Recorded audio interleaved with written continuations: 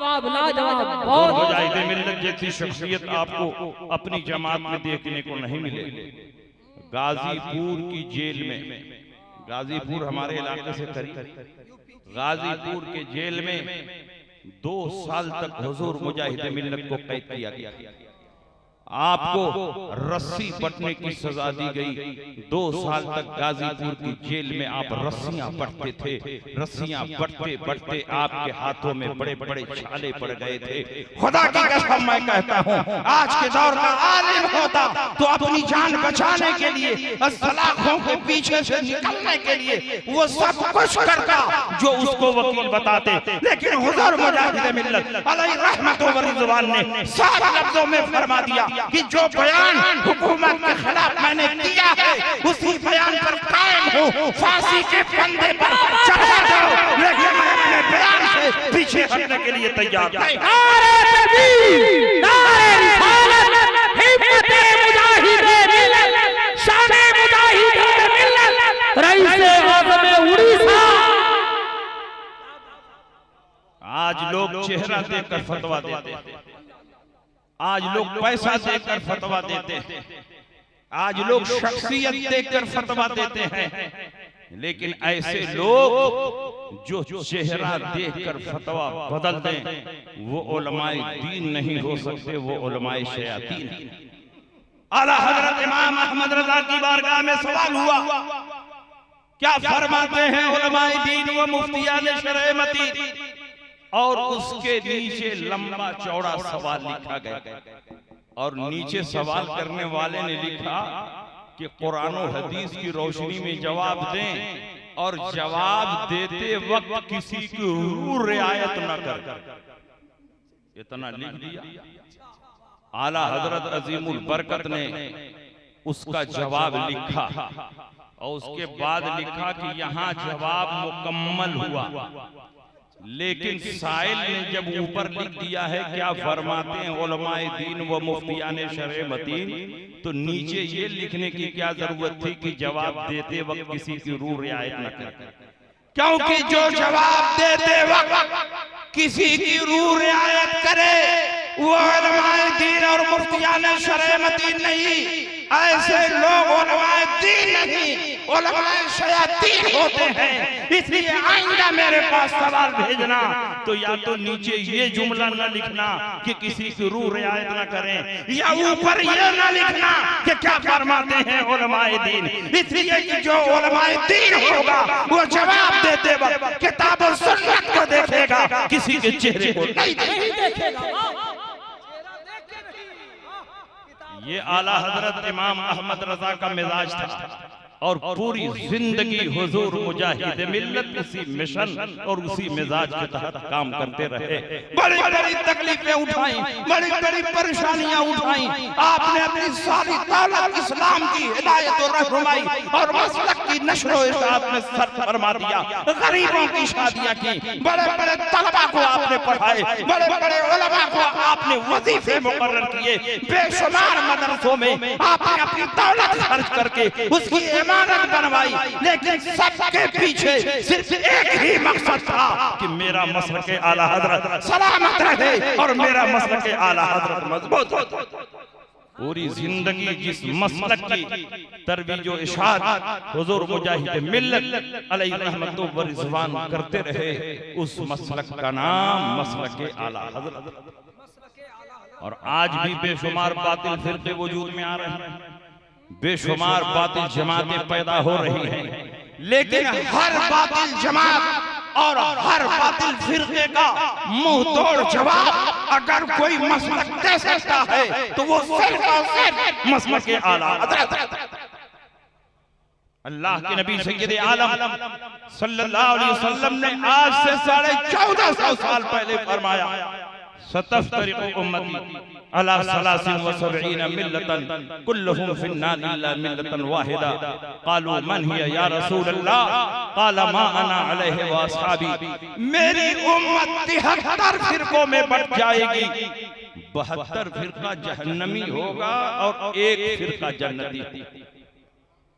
गोया 1 और 72 का मुकाबला है। इसीलिए जब हमारा इनसे मुनाजरा होता है तो हमारे स्टेज पर एक फिरका नजर आता है, इनके स्टेज पर 72 फिरका नजर आता है। सारे के सारे जमा हो जाते हैं।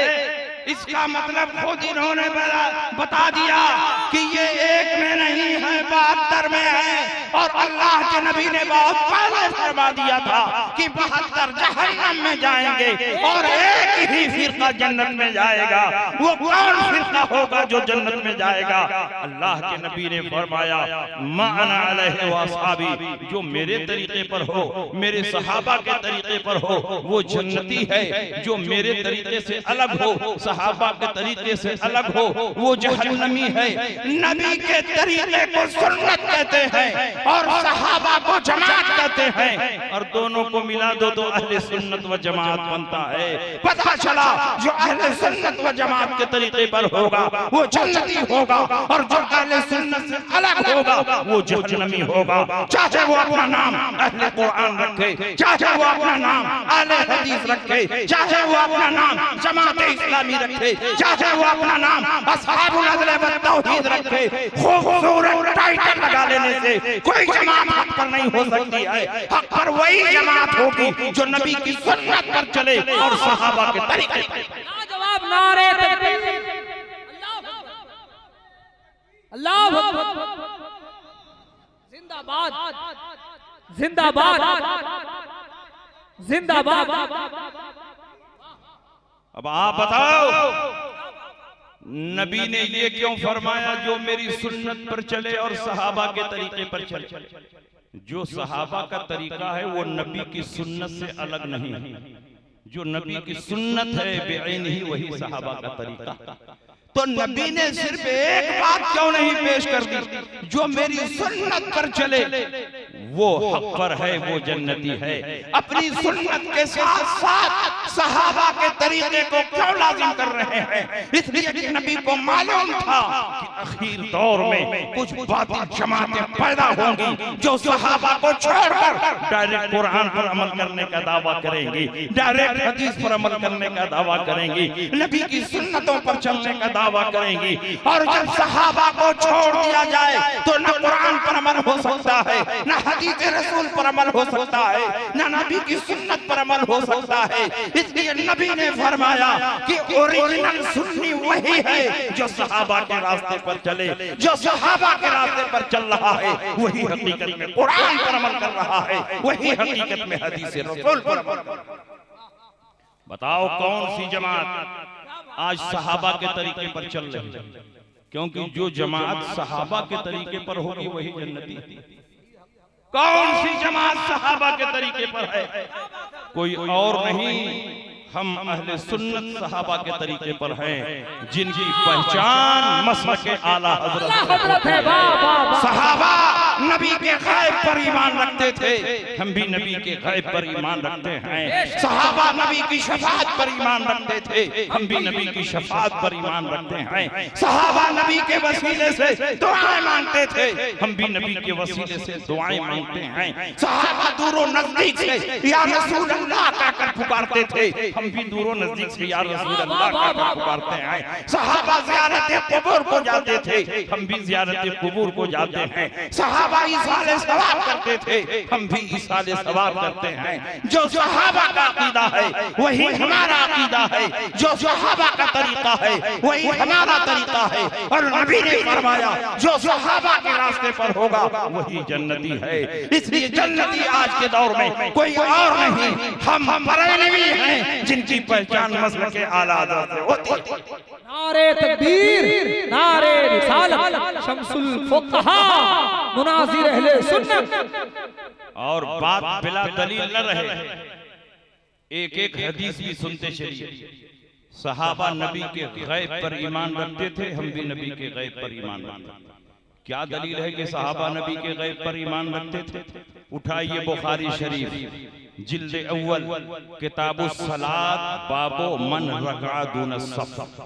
इमाम बुखारी ने यहाँ हेडिंग लगाई है जो सफ में पहुंचने से पहले पहले अकेले रुकू करके रुकू में चलते चलते सफ में मिल जाए उसकी वो रकात शुमार में आएगी कि नहीं आएगी, उसी मसले को बताने के लिए ये हदीस नकल फरमाई है और हेडिंग लगाई है बाबो मन रका दून सफ, जो सबसे पहले रुकू कर ले उसकी वो रकात शुमार में आएगी कि नहीं। और हजरत अबू बकरा की हदीस नकल फरमाई है अन अबी बकरा अन्नहु इंतहा इला नबी सल्लल्लाहु अलैहि वसल्लम व हुवा राकिउन क़ब्ल अन यसला इला सफ।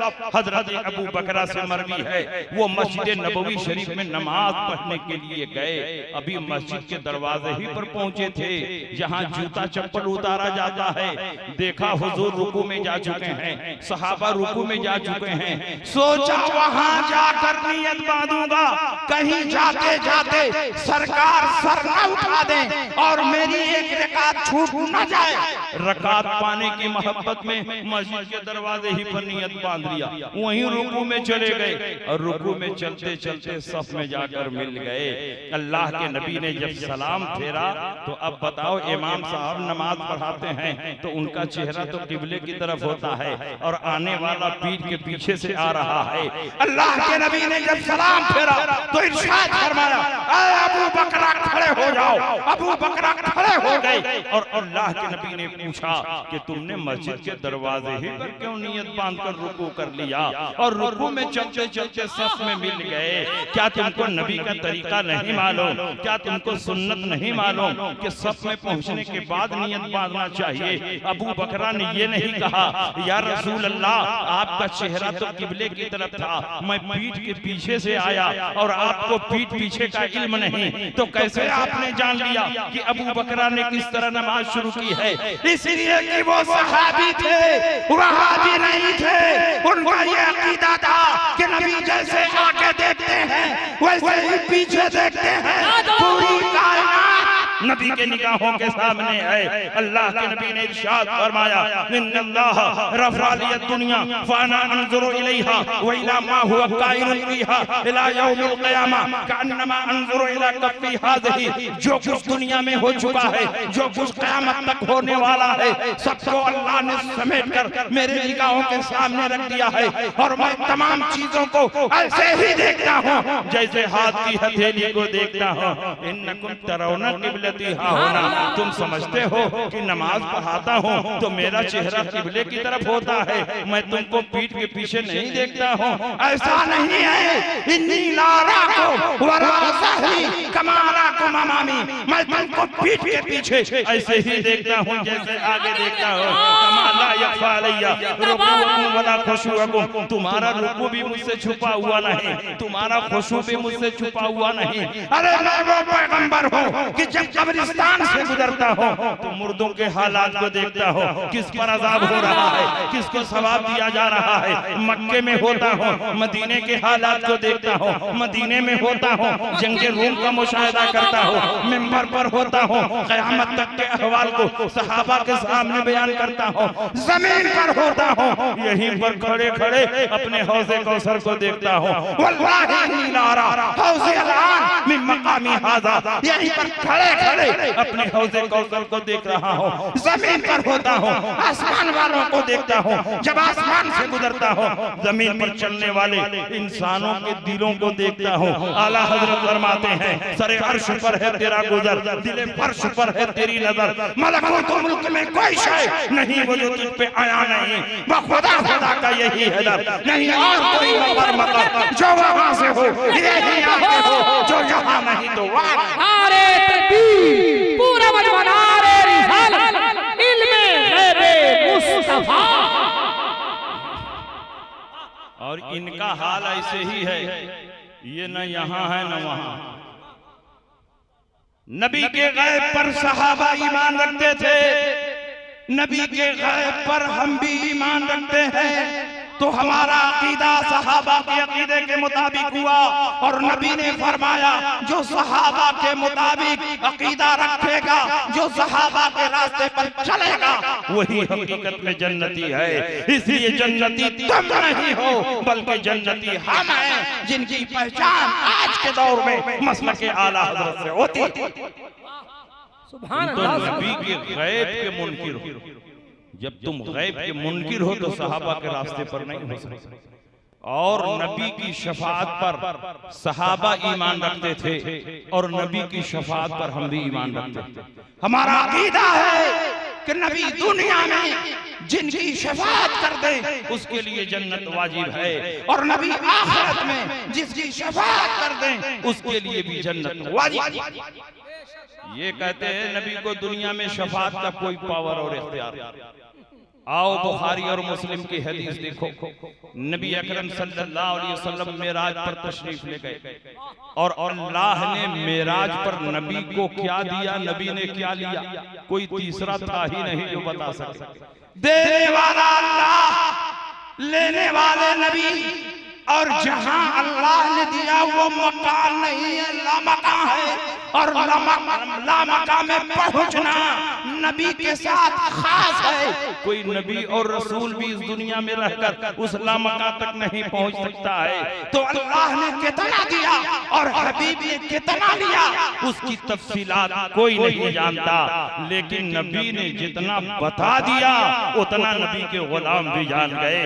अल्लाह के नबी ने फरमाया, जब मैं मेराज पर गया तो परवरदिगार आलम ने मुझे शफाअत कुबरा का मनसब अता फरमाया, मैं जिसकी शफाअत कर दूं उसके लिए जन्नत वाजिब। नबी जब तशरीफ लाए फरमाया, मेरी उम्मत के 70,000 अफराद बगैर हिसाबो किताब के जन्नत में जाएंगे। वो कौन लोग होंगे जो बगैर हिसाबो किताब के जन्नत में जाएंगे? नबी फरमाते हैं, वजूह कल कमरे लैलतल बद्र, उनका चेहरा 14वीं रात के चांद की तरह चमक रहा होगा। और नबी फरमाते हैं कि ये 70,000 अफराद एक एक करके जन्नत में नहीं जाएंगे, ला यदखुलु अव्वलहुम हत्ता यदखुल आखिरहुम, 70,000 एक साथ कदम उठाएंगे और जन्नत में दाखिल हो जाएंगे। गोया नबी उनकी तादाद भी देख रहे हैं, नबी उनके चेहरों को भी पहचान रहे हैं, किस शान से जन्नत में दाखिला होगा नबी ये भी देख रहे हैं। तो ये गैब नहीं है तो और क्या है? अल्लाह के नबी ने फरमाया, मेरी उम्मत के 70,000 अफराद बगैर हिसाब और किताब के जन्नत में जाएंगे, उनका चेहरा 14वीं रात के चांद की तरह चमक रहा होगा, सब एक साथ कदम उठाएंगे और जन्नत में दाखिल हो जाएंगे। हजरत उकाशा इब्न महसन असदी ने देखा दरियाए करम जोश पर है, फरमाया, या रसूल अल्लाह उदुल्लाह अन यजअलनी मिनहुम, मेरे लिए भी दुआ फरमा दें कि उन 70,000 में मेरा भी नाम शामिल हो जाए।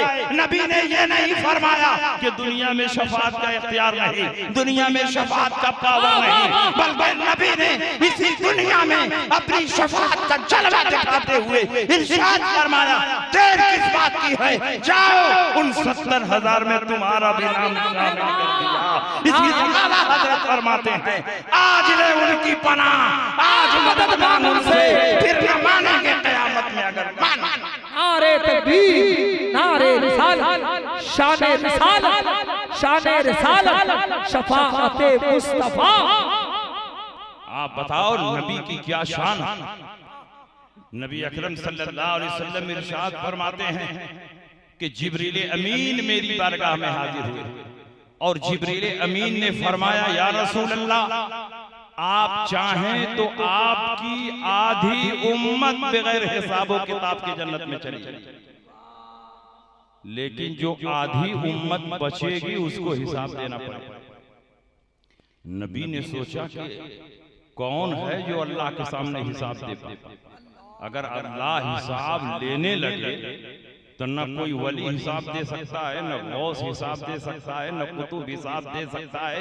इसलिए कि जन्नत हमारी इबादत की बुनियाद पर नहीं मिलेगी, जन्नत अगर मिलेगी तो अल्लाह की रहमत की बुनियाद पर मिलेगी। अगर कोई इबादत गुजार, कोई मुत्तकी परहेजगार ये समझता है कि पूरी जिंदगी हमने अल्लाह की इबादत की है इसलिए जन्नत मिल रही है, तो ये गलत है। तुम पूरी जिंदगी इबादत करते रहो लेकिन अल्लाह की एक नेमत जो दो आंखों में से एक आंख है उसके बराबर भी तुम्हारी इबादत नहीं हो सकी है, तो कैसे तुम अपनी इबादत की बुनियाद पर जन्नत में जा सकते हो? अल्लाह ने पहले से जो नेमतें अता फरमा दी हैं, अभी तो उन्हीं नेमतों का बदला नहीं हुआ, तो जन्नत कहां से तुम मांग रहे हो?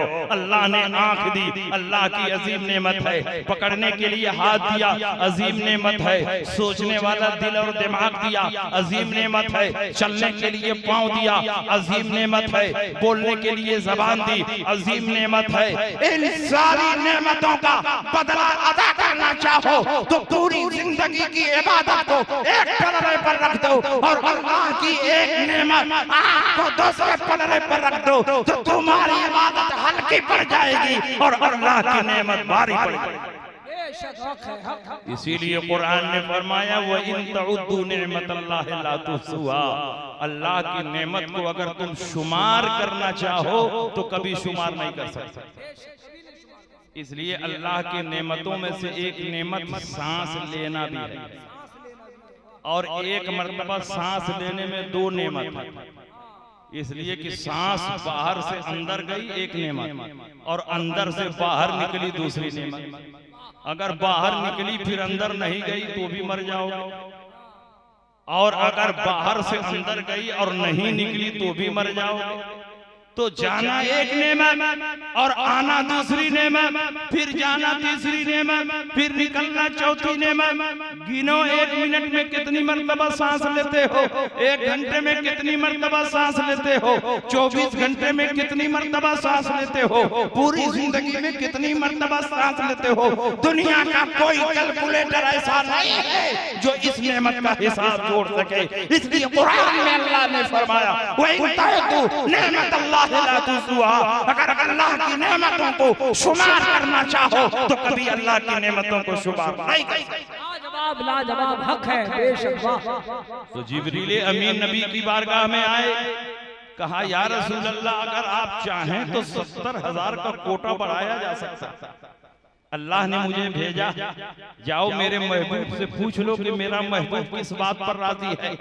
अगर महबूब चाहे तो आधी उम्मत को बगैर हिसाबो किताब के जन्नत में दाखिल कर दिया जाए, लेकिन आधी उम्मत जो बचेगी हिसाब देना पड़ेगा। नबी ने सोचा या अल्लाह अगर हिसाब देना पड़ेगा तो कौन हिसाब दे पाएगा। इसलिए नबी ने फरमाया कि कोई और ऑप्शन हो तो बताओ। जिब्रील ने कहा दूसरा भी ऑप्शन है। नबी ने फरमाया अगर मेरा महबूब चाहे तो उसको शफाअत की कुंजी अता कर दी जाए, शफाअत का पावर दे दिया जाए, शफाअत का इख्तियार दे दिया जाए, उसके सर पर शफाअत का ताज रख दिया जाए। फिर यहाँ गिनती नहीं होगी, मेरा महबूब जिसकी शफाअत करेगा उसको जन्नत में भेज दिया जाएगा, जिसकी सिफारिश करेगा उसको जन्नत में भेज दिया जाएगा। नबी फरमाते हैं, बुखारी की हदीस है, फख्तरतु शफाअता, तो मैंने शफाअत की कुंजी हासिल कर ली, शफाअत का पावर हासिल कर लिया। अब मैं उस वक्त तक शफाअत करता रहूंगा जब तक मेरी उम्मत का एक फर्द जहन्नम से निकलकर जन्नत में दाखिल ना हो। सुभान अल्लाह, जिंदाबाद, नारे तकबीर, नारे रिसालत, शफाअते मुस्तफा, उर्से मुबारक। ये मेरे मुस्तफा जाने रहमत का जलवा है। जब ये आयत करीमा उतरी वलसौफ युतीका रब्बुका फतरदा, अनकरीब परवरदिगार आलम आपको इतना अता फरमाएगा कि आप राजी हो जाएंगे। नबी फरमाते हैं मैं राजी ही नहीं हूं। अल्लाह फरमा रहा है कि मैं इतना दूंगा कि आप राजी हो जाएंगे। नबी फरमाते मैं राजी नहीं हूँगा। अल्लाह फरमाता इतना दूंगा कि राजी हो जाएंगे, फरमाते मैं राजी नहीं हूँगा। अरे महबूब तुम कैसे राजी हो गए? तो महबूब फरमा रहे हैं मैं उस वक्त तक राजी नहीं हूँगा जब तक मेरी उम्मत का एक फर्द जहन्नम से निकलकर जन्नत में दाखिल ना हो। बताओ किस नबी की उम्मत में तुम पैदा हो, वो उस वक्त तक राजी नहीं होंगे जब तक एक फर्द जहन्नम से निकलकर जन्नत में दाखिल नहीं हो। और तुम तो नबी के गैब के मुनकिर हो, नबी की शफाअत के मुनकिर हो। और नबी फरमाते हैं शफाअती यौमल क़यामत हक़्क़ुन फमन लम युमिन बिहा लम यकुन मिन अहलिहा। मेरी शफाअत क़यामत में बरहक है। जो इस दुनिया में मेरी शफाअत पर ईमान नहीं रखता वो क़यामत में मेरी शफाअत का मुस्तहिक नहीं है। नबी की शफाअत के मुस्तहिक नहीं हो। नबी की शफाअत के मुस्तहिक मसलके आला हजरत वाले हैं, रजा वाले हैं, मुजाहिद मिल्लत वाले हैं, क्योंकि ये दुनिया में भी नबी की शफाअत पर ईमान रखते हैं और आखिरत में भी नबी की शफाअत पर ईमान रखते हैं। ये शान है प्यारे मुस्तफा। और आखिरत में शफाअत का जो मंजर होगा वो भी बड़ा लाजवाब होगा। नबी अकरम सल्लल्लाहु अलैहि वसल्लम की सारी तवज्जो गुनहगारों की तरफ होगी। गुनहगारों की लाइन अलग लगी होगी, नेकोकारों की लाइन अलग लगी होगी। गुनहगारों की लाइन इधर होगी, परहेजगारों की लाइन इधर होगी, और नबी गुनहगारों की तरफ मुतवज्जे होंगे। एक एक गुनहगार को चुन चुन कर जन्नत में दाखिल कर रहे होंगे। ये परहेजगार लोग कहेंगे यार नबी तो हमारी तरफ तवज्जो नहीं फरमा रहे हैं, गुनहगारों ही की शफाअत किए जा रहे हैं। अरे बगल वाले से थोड़ा सा गुनाह कर्जे में ले लो ताकि हम भी गुनहगारों की लिस्ट में शामिल हो जाए और नबी की तवज्जो का मरकज बन जाए।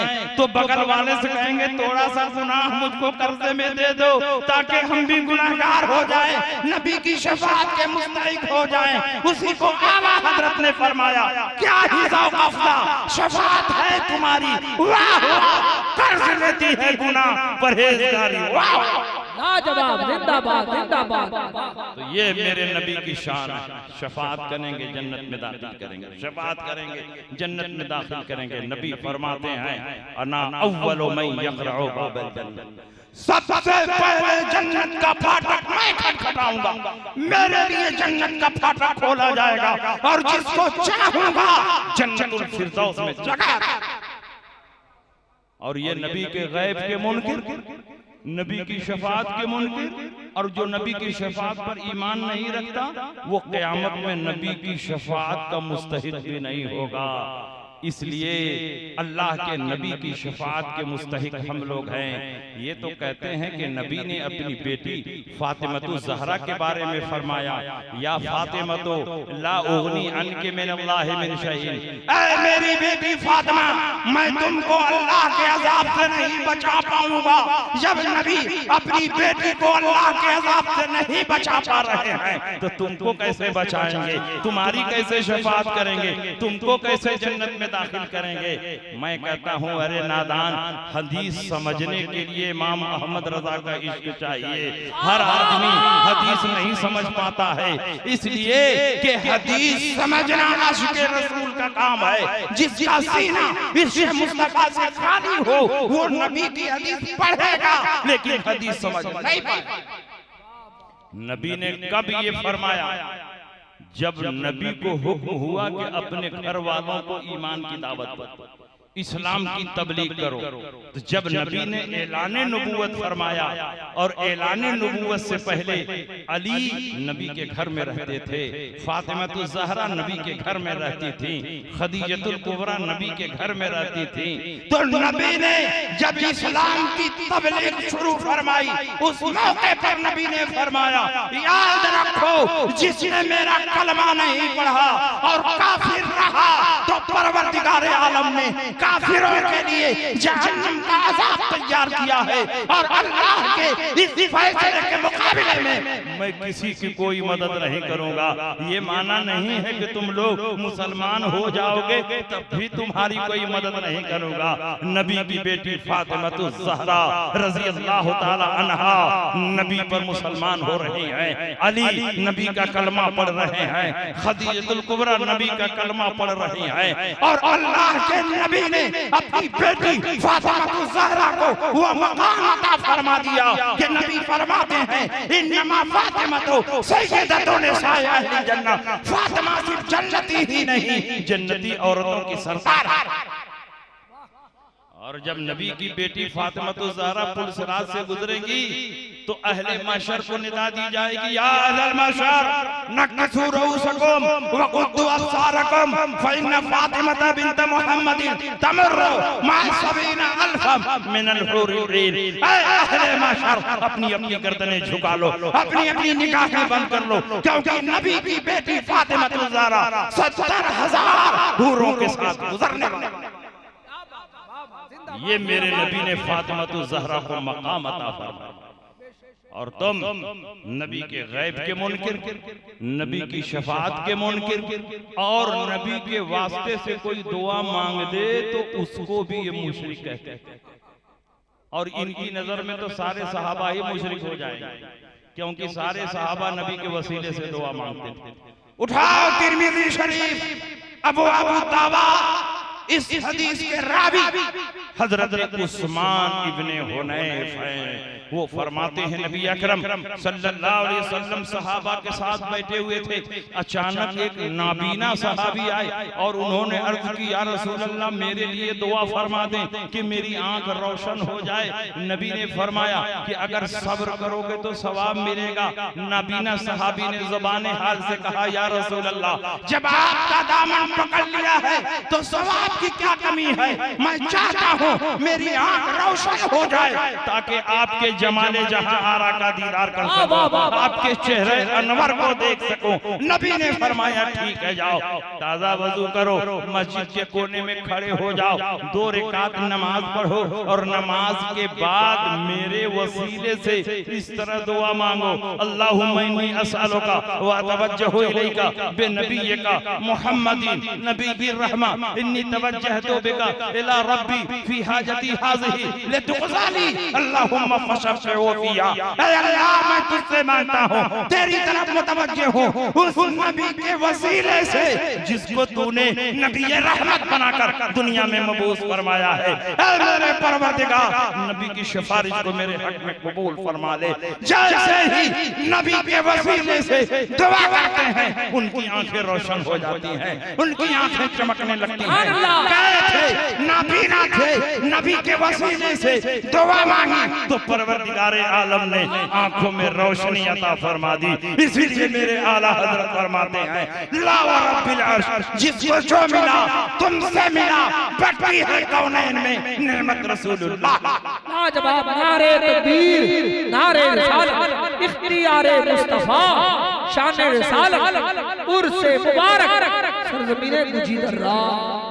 अब आप बताइए हमारा अकीदा सहाबा के अकीदे के मुताबिक है कि नहीं? जो सहाबा का अकीदा था वही हमारा अकीदा, जो सहाबा का तरीका था वही हमारा तरीका है। और नबी ने क्या फरमाया था, जो सहाबा के तरीके पर होगा वही जन्नती है। तो सहाबा के तरीके पर आज के दौर में हम अहले सुन्नत हैं, जिनकी पहचान मसलक आला हजरत से होती है। इसलिए 73 फिरकों में जो फिरका जन्नत में जाएगा वो कोई और नहीं, हम अहले सुन्नत व जमात। और उर्स मनाना भी, कब्रों पर जाना भी और ईसाले सवाब करना भी ये रसूलुल्लाह की हदीसों से साबित है। ये सिर्फ जिंदों के दुश्मन नहीं है, ये मुर्दों के भी दुश्मन। ये चाहते हैं कि किसी कब्र पर कोई न जाए। कब्र पर अगर मुसलमान पहुंच गया तो कहेंगे कि ये तो मुशरिक है, कब्र पुजवा है। अरे नादानो, रसूल पाक ने अपनी माँ की कब्र पर हाज़िरी दी, रसूल पाक ने शोहदाए उहद की कब्रों पर हाज़िरी दी। नबी तो दुनिया में इसलिए आए थे कि कुफ्र और शिर्क का खात्मा कर दें।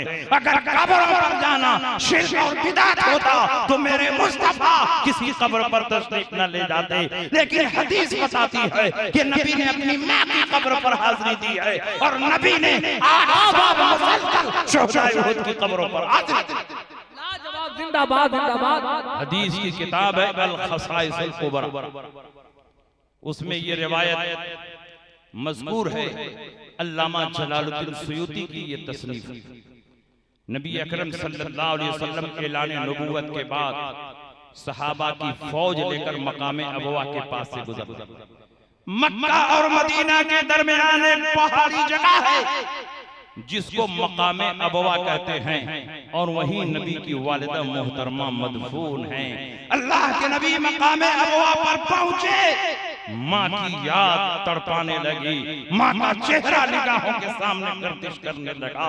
जिस वक्त माँ का इंतकाल हो रहा था, नबी माँ के सिरहाने बैठे हुए थे, माँ की आंखों से आंसुओं के कतरात जारी थे। माँ अपने बेटे को चेहरा मोड़ मोड़ कर देख रही थी, बार बार आप पर गशीदारी हो रही थी। जब होश में आती थी तो अपने 4 साल के बेटे को देखती थी। ये वही बच्चा है कि अभी पैदा नहीं हुआ था कि बाप का साया सर से उठ गया। हजरत अब्दुल्ला का इंतकाल हो गया, मदीना मुनव्वरा में दफन हो गए। और जब नबी पैदा हुए और अभी 4 साल की उम्र में कदम रखते हैं तो अब माँ जमीन पर लेटी हुई हैं, जागनी का आलम है, गशी तारी है, अपने बेटे के चेहरे को देख रही हैं। और उसी आलम में नबी की नात पढ़ती हैं, बारकल्लाहु फीका मिन गुलामी व इन सहा मा बसरतु फिल मनामी फ अंत मबऊसुन इलल अनामी मिन इंदे जिल जलाल वल इकरामी। ऐ अल्लाह, इस बच्चे में बरकत नाज़िल फरमा। जो कुछ मैंने ख्वाब में देखा है, अगर वो सच है और यकीनन सच है, तो उसी बुनियाद पर मैं ऐलान करती हूँ कि ये पूरी कायनात के लिए खुदाए जुल जलाल वल इकराम की तरफ से नबी और रसूल की हैसियत से आने वाला। ये कौन कह रहा है? नबी की माँ कह रही है। और नबी की माँ का इंतकाल हो गया, नबी यतीम हो गए, बाप का साया पहले ही उठ चुका था।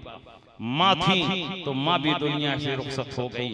नबी अकरम सल्लल्लाहु अलैहि वसल्लम जब सहाबा की फौज लेकर मकाम अबवा के पास से गुजरे तो माँ का चेहरा निगाहों के सामने गर्दिश करने लगा। माँ के अल्फाज आपके दिमाग में गूंजने लगे, माँ की पूरी कैफियत आपके निगाहों के सामने गर्दिश करने लगी। अब नबी के कदम आगे नहीं बढ़ रहे हैं, बल्कि माँ की मोहब्बत पांव की जंजीर बन चुकी है। कदम आगे नहीं बढ़ रहे हैं। नबी के दिल में ये शौक पैदा हो रहा है, नबी के दिल में ये इश्तियाक पैदा हो रहा है कि माँ की कब्र पर हाजिरी दी जाए। वो कौन बेटा होगा जो माँ की कब्र के पास से गुजर रहा हो और उसके दिल में ये ख्याल पैदा ना हो कि माँ की कब्र पर हाजिरी दी जाए। नबी के दिल में ये शौक पैदा हुआ, नबी के दिल में ये ख्याल पैदा हुआ, नबी के दिल में ये चाहत पैदा हुई। और जो नबी की चाहत होती है वही रब की मशीयत होती है। खुदा की रजा चाहते हैं दो आलम, खुदा चाहता है रज़ाए मोहम्मद। जिब्रील अमीन बारगाह मुस्तफा में नाजिल हो गए, कहा या रसूल अल्लाह, आप अपनी वालिदा मोहतरमा की कब्र पर जाना चाहते हैं, तशरीफ ले चलें, अल्लाह की तरफ से इजाजत है। जिब्रील अमीन नबी को साथ लेते हैं, माँ की कब्र तक पहुंचाते हैं। कब्र तक पहुंचाने के बाद नबी रुखसत हो गए और नबी ने चाहा दोनों हाथों को उठाए, माँ के लिए दुआ करें। हाथ उठाया नहीं था, हाथ उठाने का इरादा फरमाया तो जिब्रील अमीन दोबारा नाजिल हो गए, कहा या रसूल अल्लाह, परवरदिगार आलम आपको हाथ उठाने की इजाजत नहीं देता। इसी रिवायत की बुनियाद पर ये वहाबी गुमराह हो गए और इन्होंने ये नतीजा निकाला कि नबी की वालिदा काफिरा और मुशरिका थी, इसलिए नबी को हाथ उठाने से रोक दिया गया। अरे नादानो, अगर वो काफिरा और मुशरिका होती तो कब्र पर जाने से भी रोक दिया जाता। इसलिए कि मुशरिक के लिए दुआ मांगना अगर हराम है तो मुशरिक की कब्र पर हाजिरी भी हराम है, लेकिन कब्र पर जाने की इजाजत मिल रही है और हाथ उठाने की इजाजत नहीं मिल रही है। उसकी वजह क्या हो सकती है? तो मुहद्दिसीन ने अपनी किताबों में लिखा है, अल्लामा जलालुद्दीन सयूती ने लिखा है, इमाम नववी ने शरह मुस्लिम में लिखा है कि ये इस्लाम का इब्तिदाई दौर था। हर चार जानिब सरकार के दुश्मन फैले हुए थे, मक्का का चप्पा चप्पा गोशा गोशा नबी के खून का प्यासा था। अगर नबी अपनी माँ की कब्र के पास खड़े होकर हाथ उठाते तो मुनाफिकीन प्रोपेगेंडा करते कि नबी की माँ उस वक्त बख्शी गई जब बेटे ने गिड़गिड़ा कर खुदा से दुआ की। अगर बेटे ने दुआ न की होती तो नबी की माँ की मग़फ़िरत न होती, नबी की माँ की बख्शिश न होती। परवरदिगार आलम ने फरमाया, ऐ नबी, आपको हाथ उठाने की क्या जरूरत है? आपकी माँ को बख्शी बख्शाई है और सिर्फ आपकी माँ नहीं, आपका नूर जिन जिन पेशानियों से होता हुआ आमिना तक पहुंचा है, ये सब के सब बख्शे बख्शाए हैं। इनको बख्शवाने के लिए हाथ उठाने की कोई जरूरत नहीं। जिंदाबाद नारे तकबीर, नारे रिसालत, खानदाने अहले बैत, अज़मते मुस्तफा। इसलिए कि आप हाथ उठाएंगे तो आपके खिलाफ प्रोपेगेंडा किया जाएगा। अल्लाह नहीं चाहता कि कोई दरीदा ज़हन और गुस्ताख नबी की शान में गुस्ताखी करे। इसलिए नबी ने फरमाया कि अब मैं हाथ नहीं उठाऊंगा। अब आप बताओ, नबी अकरम ने अपनी वालिदा मोहतरमा की कब्र पर हाजिरी दी कि नहीं? तो कब्रों पर जाना बिदअत नहीं बल्कि रसूलुल्लाह की सुन्नत है। और सिर्फ अपनी माँ की कब्र पर नहीं, सिहाए सित्ता की हदीस बताती है, वकान नबी सल्लल्लाहु अलैहि वसल्लम याती क़ुबूर शुहदाए बेउहुद अला रासे कुल्ले सना।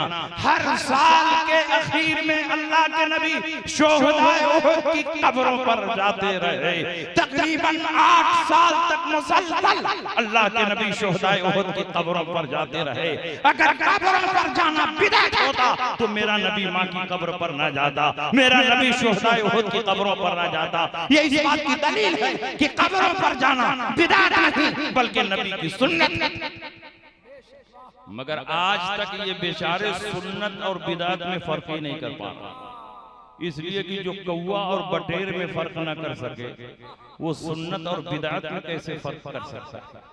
अल्लाह के नबी ने शुहदाए उहुद की कब्रों पर हाजिरी दी, माँ की कब्र पर हाजिरी दी, और खुद जब नबी का विसाल हो गया, हुजरे आयशा में आपको दफन किया गया, तो अब हजरत आयशा सिद्दीका नबी की कब्र पर हाजिरी दी। हुजूर अलैहिस्सलाम के बाद सिद्दीक़ अकबर खलीफा हुए, तकरीबन 2 साल तक उमूर खिलाफत को अंजाम दिया। जब आप भी दुनिया से रुखसत हो गए, नबी के पहलू में दफन किया गया, तो अब हजरत आयशा सिद्दीका दोनों कब्रों पर हाजिरी दे रही हैं। पहले हुजूर की कब्र पर, उसके बाद सिद्दीक़ अकबर की कब्र पर, और जब सिद्दीक़ अकबर के बाद उमर इब्न खत्ताब खलीफा हुए और तकरीबन 8-10 साल तक उमूर खिलाफत को अंजाम दिया, और आप भी दुनिया से रुखसत हुए और अबू बकर के पहलू में दफन किया गया, तो अब हजरत आयशा तीनों कब्रों पर जा रही हैं। पहले हुजूर की कब्र पर, उसके बाद सिद्दीक़ अकबर की कब्र पर, उसके बाद उमर इब्न खत्ताब की कब्र पर। लेकिन जब से उमर की कब्र बनी है, हजरत आयशा आती हैं तो चेहरे पर नकाब डाल के आती हैं, पूरे जिस्म को चादर से छुपा कर आती हैं। सहाबा ने पूछा, उम्मुल मोमिनीन, इसकी क्या वजह है? सबसे पहले हुजूर की कब्र बनी, आप आती रही, आपके चेहरे पर नकाब नहीं आया। सिद्दीक़ अकबर की कब्र बनी, आप आती रही, आपके चेहरे पर नकाब नहीं आया। लेकिन जब से उमर इब्न खत्ताब दफन किए गए हैं, अब आप आती हैं तो आपके चेहरे पर नकाब क्यों होता है? पूरे जिस्म को चादर से छुपा कर क्यों आती हैं? हजरत आयशा सिद्दीका का जवाब सुनो, और मसलक आला हजरत की हक्कानियत को अपने माथे की निगाहों से देखो। हजरत आयशा फरमाती हैं, सबसे पहले हुजूर की कब्र बनी, हुजूर मेरे शौहर हैं, अपने शौहर से कोई पर्दा नहीं होता। उसके बाद सिद्दीक़ अकबर की कब्र बनी, सिद्दीक़ अकबर मेरे बाप हैं और अपने बाप से भी कोई पर्दा नहीं होता। लेकिन जब से उमर इब्न खत्ताब की कब्र बनी है, मैं उमर जैसे गैर महरम से शर्म करती हूँ, इसीलिए अपने चेहरे पर नकाब डाल के आती हूँ। ये रिवायत 1-2 किताबों में नहीं, 4 मुस्नद किताबों में मौजूद है। मुस्तदरक लिल हाकिम में, मुस्नद इमाम अहमद इब्न हंबल में, अल्लामा जलालुद्दीन सुयूती की किताब शरह सदूर बिशरह हालिल मौता वल क़ुबूर में, मिशकात शरीफ में, ये चारों किताबें ये भी अपने मदरसों में पढ़ते हैं, पढ़ाते हैं, और हम भी अपने मदरसों में पढ़ते हैं, पढ़ाते हैं। हजरत आयशा फरमाती हैं, फलम्मा दुफिना उमर फमा दखलतु इल्ला व अना मशदूदतुन अला सियाबी हया मिन उमर। जब से उमर दफन किए गए हैं, मैं आती नहीं हूँ, मगर चेहरे पर नकाब डाल के आती हूँ, जिस्म को चादर से छुपा कर आती हूँ। हया मिन उमर, उमर से हया करने की वजह से, उमर से शर्माने की वजह से। आप औरतों का मिजाज अच्छी तरह जानते हैं, औरतें कम मर्दों से शर्माती हैं। जब उनको ये एहसास हो कि कोई मर्द उनको देख रहा है, गोया हजरत आयशा सिद्दीका ने अपने इस अमल से दुनिया के मुसलमानों को बता दिया कि उमर अपनी कब्र में जिंदा है और आने वालों को देख रहे हैं। जब नबी का गुलाम अपनी कब्र में जिंदा है, तो नबी की जिंदगी पर मुनाजरा क्यों हो रहा है? नबी की जिंदगी पर मुबाहिसा क्यों हो रहा है? यही अकीदा आला हजरत ने दुनिया के सामने पेश किया। तू जिंदा है वल्लाह, तू जिंदा है वल्लाह, मेरी चश्मे नारे तकबीर, नारे रिसालत, मसलके आला हजरत फैजाने सरकार मुजाहिदे मिल्लत हुजूर थे मिल्लत। तो उस वक्त औरतों का मजार पे जाना जायज था, क्योंकि वो फितनों का दौर नहीं था और आज फितनों का दौर है। उस जमाने में औरतें मस्जिद नबवी शरीफ में पहुंचकर इमाम के पीछे जमात के साथ नमाज पढ़ती थी। पहले मर्दों की सफ लगती थी, फिर बच्चों की सफ लगती थी और उसके बाद औरतों की सफ लगती थी। हुजूर के जमाने में ऐसा ही था, सिद्दीक़ अकबर के जमाने में ऐसा ही रहा, उमर इब्न खत्ताब की खिलाफत के इब्तिदाई दौर में भी यही रहा। लेकिन हजरत उमर ने देखा कि बाज औरतें ज़र्क बर्क लिबास पहनकर जाने लगी हैं, बाज औरतें खुशबू लगाकर जाने लगी हैं। हालांकि वो सालेहीन का दौर था, सालेहात का दौर था। हम सहाबा के बारे में बुराई का तसव्वुर भी नहीं कर सकते, लेकिन हजरत उमर ने 100 साल, 200 साल, 500 साल के जमाने को सामने रखा। जब आज चेंजिंग हो रही है तो 100, 200, 500 साल के बाद कितनी चेंजिंग होगी। यहाँ मर्द भी आते हैं, औरतें भी आते हैं, और इसी तरह औरतें ज़र्क बर्क लिबास खुशबू लगा करके आने लगेगी तो अल्लाह के घर में बुराई पैदा होगी। इसलिए हज़रत उमर ने आने वाले जमाने के फितनों को सामने रखते हुए औरतों को मस्जिद नबवी में आने से मना किया। औरतें हज़रत आयशा सिद्दीक़ा की बारगाह में पहुंची, क्योंकि हज़रत आयशा सुप्रीम कोर्ट की हैसियत रखती थी। बड़े बड़े सहाबा जो मसला नहीं हल कर पाते थे तो हज़रत आयशा के पास भेजते थे, वो फौरन हल कर देते थे। औरतों ने कहा हम नबी के पीछे नमाज पढ़ते थे, नबी ने मना नहीं फरमाया। सिद्दीक़ अकबर के पीछे मस्जिद में नमाज पढ़ते थे, सिद्दीक़ अकबर ने मना नहीं फरमाया।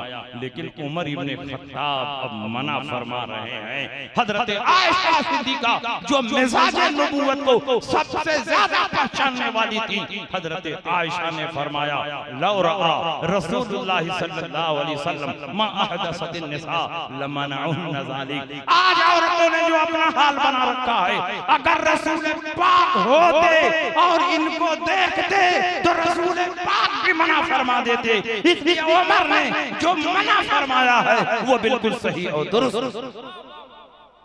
तो जब औरतें मस्जिद में जाने से रोक दी गईं तो उसी पर कयास करते हुए उलमाए मुताखिरीन ने फरमाया कि मज़ारात पर भी औरतों को जाना अब नाजायज़ व हराम है।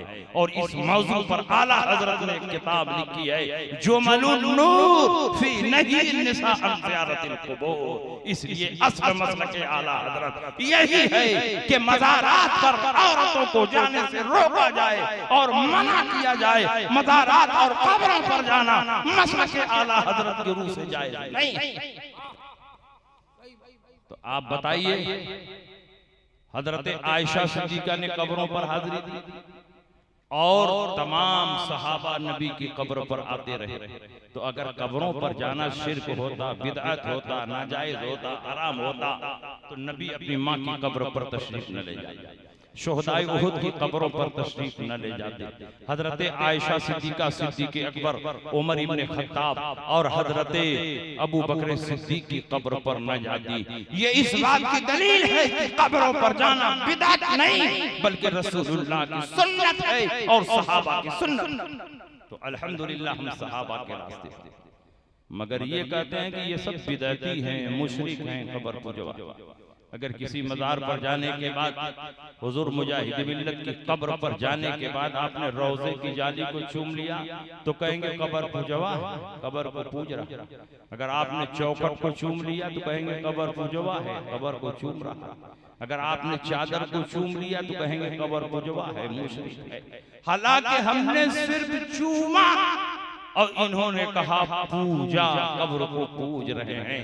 इन नादानों के हाथ चूमने और पूजने में कोई फर्क नहीं, जबकि चूमने और पूजने में जमीनों आसमान का फर्क है। पूजना वहां बोलते हैं जहां किसी को माबूद और खुदा समझकर पेशानी झुकाई जाए। दुनिया का कोई भी सुन्नी सहीहुल अकीदा मुसलमान किसी कब्र पर, मजार पर जाता है तो उनको अल्लाह नहीं मानता, अल्लाह का महबूब मानता है, अल्लाह का वली मानता है, अल्लाह की मखलूक मानता है, उनको अल्लाह नहीं मानता, अहलुल्लाह मानता है। उनको अल्लाह नहीं मानता, वलीयुल्लाह मानता है। उनको अल्लाह नहीं मानता, महबूबुल्लाह मानता है। अकीदे की सराहत के बावजूद चूमने को पूजना कहना ये तासुब है, तंग नजरी है, इल्जाम तराशी है, हकायक से चश्मपोशी है।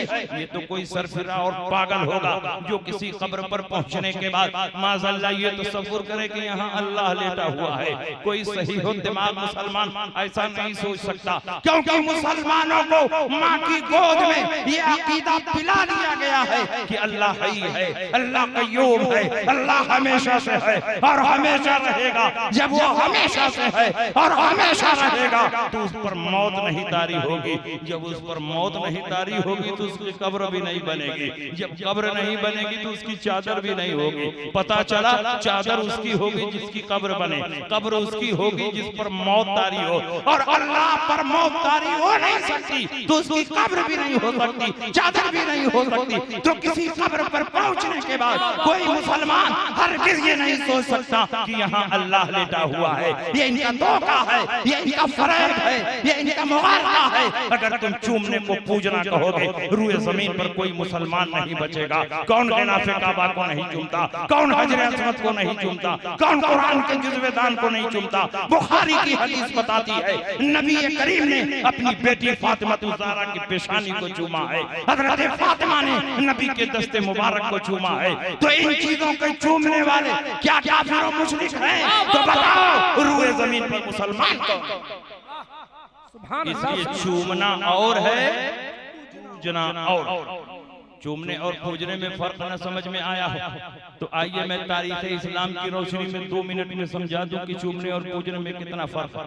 इस्लाम की तारीख निगाहों के सामने रखिए। सन 8 हिजरी है, फतह मक्का का मौका है। अल्लाह के नबी सय्यद आलम सल्लल्लाहु अलैहि वसल्लम शाहाना सदक़तो जलाल और फातिहाना कर्रफर के साथ मक्का मुकर्रमा में दाखिल हुए। उस वक्त खाने काबा में 360 बुत रखे हुए थे। अल्लाह के नबी ने इन बुतों को तोड़कर उनका मलबा उठाकर बाहर फेंक दिया। ये बुत किस चीज के बने थे? पत्थर के बने थे। लेकिन अल्लाह के नबी ने फतह मक्का के बाद पत्थर के इन तराशीदा खुदाओं को तोड़कर बाहर फेंक दिया। लेकिन यही इस्लामी तारीख हमें ये भी बताती है कि बहुत पहले अल्लाह के नबी ने अपने मुकद्दस हाथों से उसी खाने काबा में एक पत्थर को इज्जत और एहतराम के साथ नस्ब किया था, जिसको हजर अस्वद कहा जाता है, जिसको चूमा जाता है। मैं आपसे पूछना चाहता हूँ दोनों पत्थरों में क्या फर्क है? एक पत्थर को काबा से निकाल कर फेंका जा रहा है, दूसरे पत्थर को उसी काबा में इज्जत और एहतराम के साथ नस्ब किया जा रहा है। मुझे कह लेने दिया जाए, जिस पत्थर को पूजा गया अल्लाह के नबी ने निकाल कर बाहर फेंक दिया, और जिस पत्थर को चूमा गया था इज्जत और एहतराम के साथ उसी काबा में नस्ब किया। नारे तकबीर, नारे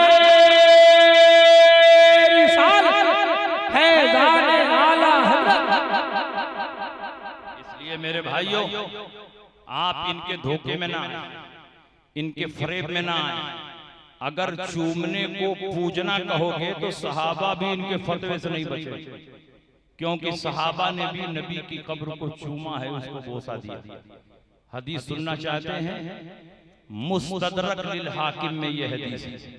इस हदीस के रावी हजरत अबू दरदा रजी अल्लाह ताला अन्हु वो फरमाते हैं हुजूर अलैहि सलाम का जब विसाल हुआ तो बिलाल हबशी नबी के गम में रोते रहे, नबी के फिराक में आंसू बहाते रहे, मदीना के गली कूचों में घूमते रहे, सुकून नहीं मिला, करार नहीं मिला, बेचैनी बेकरारी के आलम में। कुछ दिनों के बाद मुल्क शाम तशरीफ लाए, वहीं आबाद हो गए।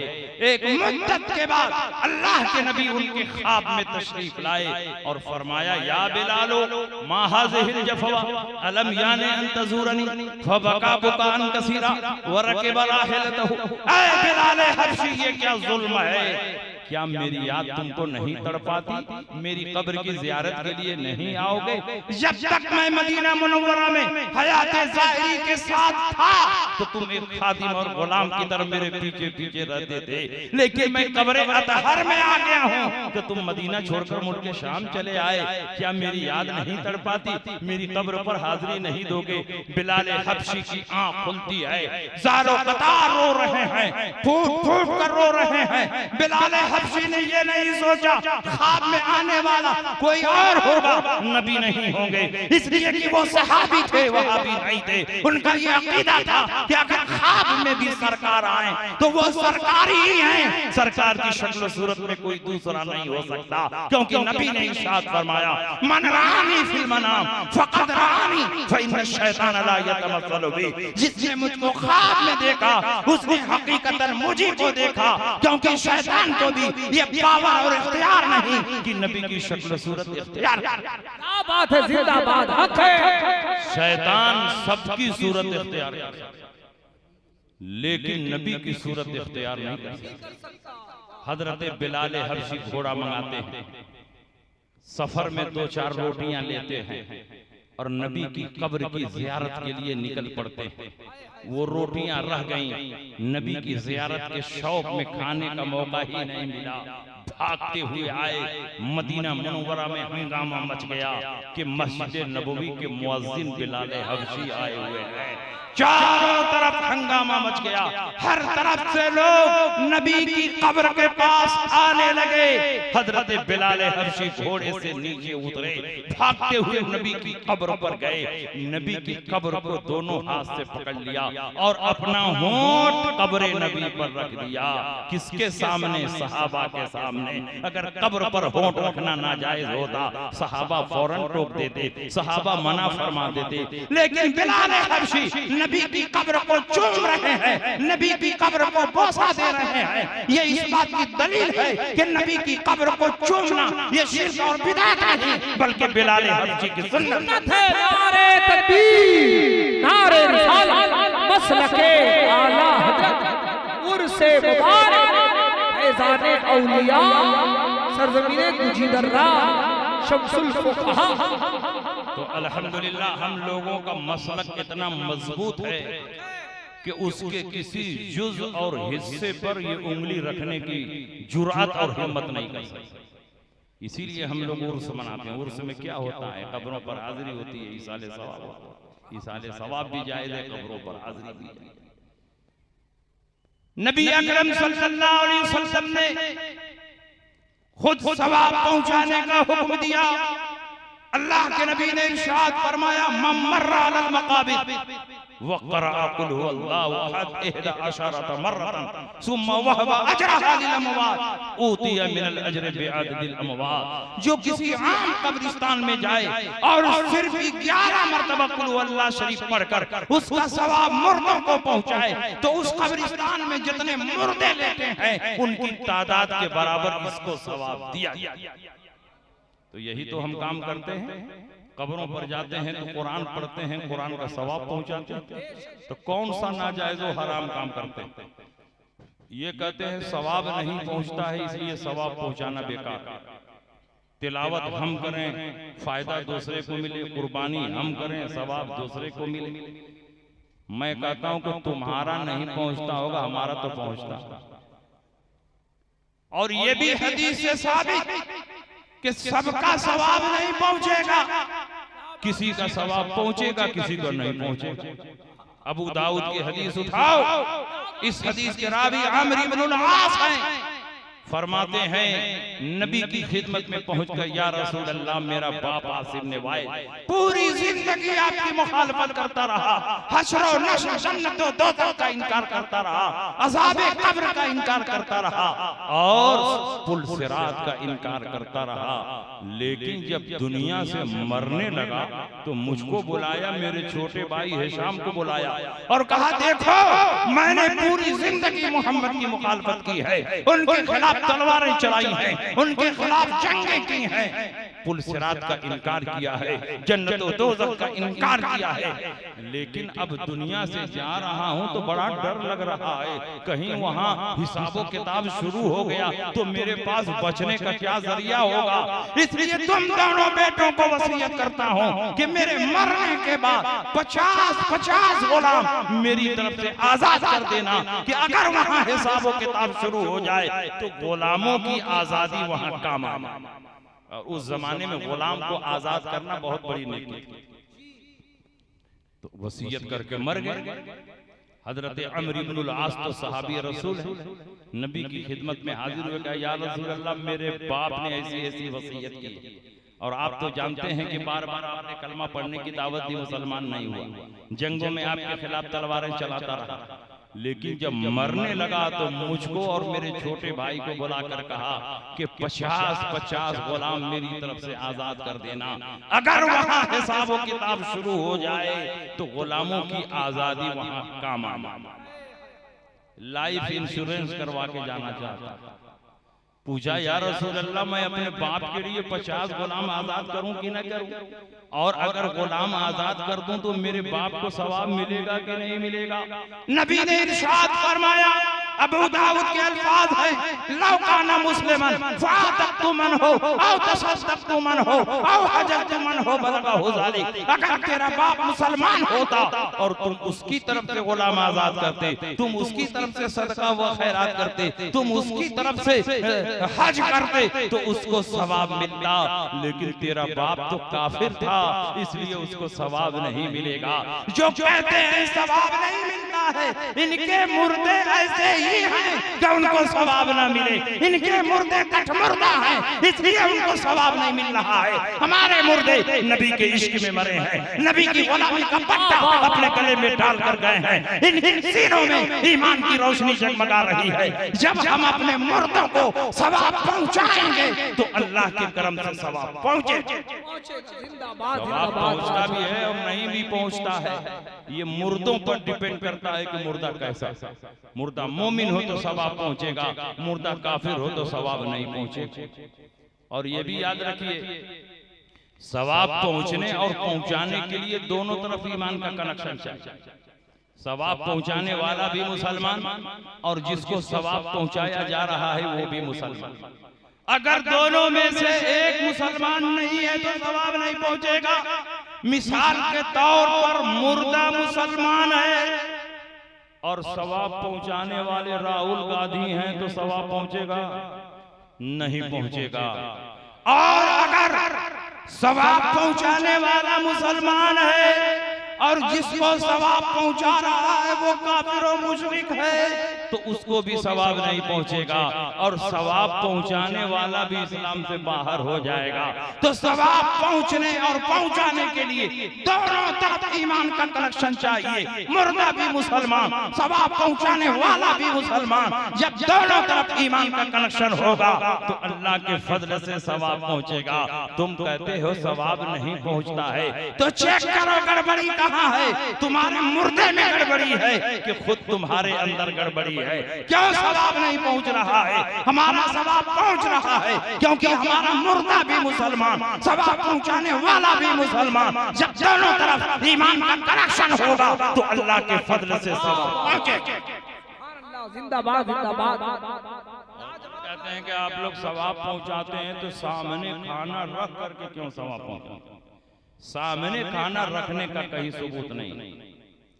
मैं कहता हूं कि अगर सिर्फ सामने रखने पर एतराज है और इसाले सवाब पर कोई एतराज नहीं है, सिर्फ सामने रखने ही पर एतराज है तो तुम पीठ के पीछे रखो, कौन तुमको मना करे? खाने पीने की चीज सामने ही तो रखी जाती है कि पीठ के पीछे रखी जाती है। ये तो कोई जानवर ही होगा जो इस तरह की बात करे। दुनिया का हर मुहज्जब इंसान चाहे फातिहा पढ़े ना पढ़े लेकिन खाने पीने की चीज सामने रखता है। ये कहते हैं सामने रखना कहीं साबित नहीं है। मैं कहता हूं तुम्हारा सबूत हो कि ना हो लेकिन सामने खाना रखने का सबूत है। आप सुनना चाहते हैं? बुखारी की हदीस है, मुस्लिम की हदीस है। इस हदीस के रावी हजरत अनस इब्ने मालिक हैं। वो फरमाते हैं मेरी माँ ने नबी के लिए मालीदा बनाया, मुहर्रम में बनाते हैं, मालीदा बनाया। और आप तो बहुत सादा बनाते हैं, लेकिन उम्मे सुलैम ने जो बनाया था उसमें दही, घी, खजूर, पनीर और बहुत सारी चीजें मिलाकर शानदार मालीदा बनाया। और कहा बेटे ले जाओ, नबी की खिदमत में पेश करना, मेरा सलाम पेश करना और कहना कि मेरी माँ ने आपके लिए बनाया है, या रसूल अल्लाह इस मालीदा को कबूल फरमा। अनस इब्न मालिक वो मालीदा लेकर आए, नबी के सामने रख दिया, माँ का सलाम पेश किया और कहा या रसूल अल्लाह इसे कबूल फरमा लें। नबी अकरम के सामने मालीदा रखा है, लेकिन नबी खा नहीं रहे हैं, बल्कि नबी कुछ पढ़ रहे हैं। जब पढ़ने से फारिग हुए तो नबी ने फरमाया ऐ अनस इब्न मालिक जाओ 10-10 सहाबा को बुला कर लाओ, 10-10 सहाबा को बुला कर लाओ। 10 सहाबी आए, बैठकर खाते हैं, पेट भर जाता है, चले जाते हैं, फरमाते हैं जाओ और 10 सहाबा को बुला कर और आए, खाया, पेट भर गया, चले गए, फरमाया जाओ और 10 सहाबी को बुला कर। 10-10 सहाबा आते रहे, खाते रहे। हदीस के रावी का बयान है 300 सहाबा खाकर शिकम तैर हो गए। तो नबी ने फरमाया ऐ अनस इब्न मालिक अब ये खाना उठाओ और अपने घर ले जाओ, अपनी माँ को सलाम कहना और कहना कि नबी ने तुम्हारा हदिया और तोहफा कबूल कर लिया। जिंदाबाद नबी तुम्हारे खाने के मोहताज नहीं, खाना मोहताज है कि नबी उसे कबूल। अनस इब्न मालिक फरमाते हैं जब खाना उठाया तो ये देखकर हैरान रह गया कि 300 सहाबा के खाने के बावजूद जर्रा बराबर उस खाने में कोई कमी नहीं हुई है। लगता है खाना पहले से और बढ़ गया है। ये हदीस जहां नबी के मौजज़े को साबित करती है, नबी के इख्तियारात को साबित करती है, नबी के तसर्रुफात को साबित करती है, इस बात को भी साबित करती है कि सामने खाना रखना भी जाए, उस पर पढ़ना भी जाए और पढ़ने के बाद मुसलमानों को खिलाना भी जाए। नबी के सामने रखा गया तो रखने का सबूत हो गया कि नहीं? और नबी ने उस पर पढ़ा तो पढ़ने का भी सबूत हो गया कि नहीं? और नबी ने सहाबा को खिलाया तो खिलाने का भी सबूत हो गया कि नहीं? तीनों बातों का सबूत इस हदीस में मौजूद है। लेकिन ये कहते हैं कि हमको तो ये हदीस नजर ही नहीं आती। सुरमा भोपाली लगाकर हदीस तलाश करोगे तो कोई हदीस नजर नहीं आएगी। बरेली का सुरमा लगाओ, सारी हदीसें नजर आएंगी। हदीस देखना है तो बरेली का सुरमा लगाओ, और हदीस समझना है तो इमाम अहमद रजा की तरह इश्क़े मुस्तफा पैदा करो। बेइश्क़े मोहम्मद जो पढ़ाते हैं बुखारी, आता है बुखार उनको बुखारी। लाजवाब जिंदाबाद। एक साहब ने कहा हजरत तब ये भी बता दीजिए कि नबी ने क्या पढ़ा था। मैंने कहा बुखारी और मुस्लिम में पढ़ने का सबूत तो है, लेकिन नबी ने क्या पढ़ा ये तफसील मौजूद नहीं है। बुखारी में है सुम्मा क़ाला फ़ीही माशाअल्लाह, जो अल्लाह ने चाहा वो नबी ने पढ़ा। मुस्लिम में है सुम्मा तकल्लमा बिमाशाअल्लाह, जो अल्लाह ने चाहा वो कलाम पढ़ा। जब अल्लाह के चाहने से नबी पढ़ रहे हैं, नबी की जबान वही इलाही की तर्जमान है, तो इस जबान से नबी क्या पढ़ेंगे? गीता पढ़ेंगे, रामायण पढ़ेंगे, महाभारत पढ़ेंगे, तौरात और इंजील पढ़ेंगे। इस जबान से नबी पढ़ेंगे तो कुरान पढ़ेंगे, कुरान की सूरतें पढ़ेंगे, कुरान की आयतें पढ़ेंगे, और उन्हीं चीजों की तिलावत हम भी करते हैं। इसलिए फातिहा नाजायज़ व हराम नहीं, बल्कि रसूलुल्लाह की हदीस से साबित। सुभान अल्लाह। नारे तकबीर, नारे रिसालत, पैगाम इस्लाम। लेकिन जब आप फातिहा पढ़ देंगे तो ये कहेंगे हम नहीं खाएंगे। एक सामने का हजरत क्या बात है कि फातिहा पढ़ देते तो ये लोग नहीं खाते। मैंने कहा उन्हीं से पूछो क्यों नहीं खाते, ये इनका पर्सनल मैटर है, जाती मामला। आखिर क्या चीज उसमें मिल गई ये नहीं खाते, उसको तो सब खाने के लिए तैयार हैं। उसको रबीउल अव्वल में 11वीं शरीफ में ज्यादा बना देते हो, खाते खाते थक जाते हो, बच जाता है तो आप बकरी को देते हो, वो भी खाती है, बकरा भी खाता है, मुर्गी भी खाती है, मुर्गा भी, गदही भी खाती है, गधा भी खाता है। न जाने किस जंगल की ये गधे है कि सिर्फ यही खाने से इनकार करता है, बाकी कोई इनकार नहीं कर रहा है। उसने कहा नहीं हजरत, हदीस की रोशनी में बताइए कि क्या नहीं फातिहा का खाना ये खाते हैं। मैंने कहा बुखारी की एक हदीस पढ़ दे रहा हूँ, जवाब समझना तुम्हारा काम है। अल्लाह के नबी ने इरशाद फरमाया, इन्न शैताना यस्तहिल्लु तामा इल्ला युज़कर इस्मुल्लाहि अलैहि। शैतान उस खाने को खाने लगता है जिस पर बिस्मिल्लाह न पढ़ा जाए, और जब बिस्मिल्लाह पढ़ दिया जाए तो शैतान कभी नहीं उस खाने को खाता है। जब फिर बिस्मिल्लाह पढ़ दिया जाए तो शैतान नहीं खा सकता। यहाँ तो औज़ुबिल्लाह भी पढ़ दिया, बिस्मिल्लाह पढ़ दिया, सूरह फातिहा पढ़ दिया, चारों कुल पढ़ दिया। अब तो शैतान का बाप इब्लीस भी खाना चाहे तो इस खाने को नहीं खा सकता। लाजवाब, नारे तकबीर, नारे रिसालत, मसलके आला हुजूर। इसलिए मेरे भाई पूरी मजबूती के साथ मसलके आला हज़रत पर कायम रहो। तो ये हाल तो देवबंदियों का है, और जो इनका अकीदा है वही गैर मुकल्लिदीन का भी अकीदा है। चोर चोर मौसियाउद भाई, दोनों में कुछ फर्क नहीं, अकीदा दोनों का है, सिर्फ नमाज पढ़ने के कुछ तरीकों में फर्क है। एक ज़ेनानी नमाज पढ़ता है और एक मर्दानी नमाज पढ़ता है, उसके अलावा कोई फर्क नहीं। ये भी गैब के मुनकिर, ये भी गैब के मुनकिर, ये भी शफाअत के मुनकिर, ये भी शफाअत के मुनकिर, ये भी अकीदा तवस्सुल के मुनकिर, ये भी अकीदा तवस्सुल के मुनकिर, ये भी ज़ियारत क़ुबूर के मुनकिर, ये भी ज़ियारत क़ुबूर के मुनकिर, ये भी इसाले सवाब के मुनकिर, ये भी इसाले सवाब के मुनकिर। जो इनका अकीदा वही इनका अकीदा, और नबी ने फरमाया जो सहाबा के रास्ते पर नहीं वो जन्नती नहीं हो सकता। सहाबा के रास्ते पर न ये है न सहाबा के रास्ते पर वो है। सहाबा के रास्ते पर हम अहले सुन्नत हैं जिनकी पहचान मसलके आला हज़रत से होती है। सुभान अल्लाह। और एक मोटी मिसाल सुन लीजिए, ये गैर मुकल्लिदीन सहाबा के रास्ते पर नहीं। सहाबा 20 रकात तरावी पढ़ते थे, ये 8 रकात पढ़ते। तो बताइए ये सहाबा के रास्ते पर हैं? सहाबा के रास्ते पर होते तो ये भी 20 पढ़ते। हजरत उमर इब्ने खत्ताब ने उबई इब्ने काब की इमामत में सारे सहाबा को जमा फरमाया, और उबई इब्ने काब ने 20 रकात तरावी पढ़ाई, और सहाबा में से किसी ने इनकार नहीं किया। हजरत उमर का जमाना खत्म हुआ, हजरत उस्मान गनी खलीफा हुए, उन्होंने 20 रकात तरावी पढ़ाई। हजरत उस्मान के बाद हजरत अली खलीफा हुए, उन्होंने 20 रकात तरावी पढ़ी। और ये लोग कौन हैं? खुलफाए राशिदीन हैं। और नबी ने फरमाया अलैकुम बिसुन्नती व सुन्नती खुलफाए राशिदीन अल महदीयीन, तुम पर मेरी सुन्नत की पैरवी लाजिम है और खुलफाए राशिदीन की सुन्नत की पैरवी लाजिम है। जो 20 रकात पढ़ रहे हैं वो बिदअत नहीं कर रहे हैं, खुलफाए राशिदीन की सुन्नत पर चल रहे हैं। और खुलफाए राशिदीन की सुन्नत पर चलना ये हकीकत में रसूल पाक की है। मगर ये कहते हैं सारे सहाबा गलत, सारे ताबईन गलत, तबे ताबईन गलत, औलियाए कामिलीन गलत, 1400 साल के मुसलमान गलत। तरावी 20 रकात नहीं है बल्कि 8 रकात। और जब इनसे कहा गया कि तुम अहले हदीस हो तो जरा हदीस पेश करो, तो तहज्जुद वाली हदीस को उठा के तरावी पर पेश करते। रसूल पाक 8 रकात तहज्जुद पढ़ते थे, तो उसी को उठा के तरावी पर फिट करते। मा काना यजीदु अला रसूल मा काना यजीदु रसूलुल्लाह सल्लल्लाहु अलैहि वसल्लम अला 11 रकातन फी रमजान व गैरिही।